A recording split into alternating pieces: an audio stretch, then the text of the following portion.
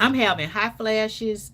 Then wait, it was something else that was going on that didn't go along with that. I'm having night sweats, so I'm waking up, my back is sweated, my bed is wet. I can't go back to sleep because my bed is wet. So now I'm up in the middle of the night looking, scrambling with these glasses on, more likely than not, with these with these glasses on, trying to find a new set of sheets, get myself resituated. It's terrible.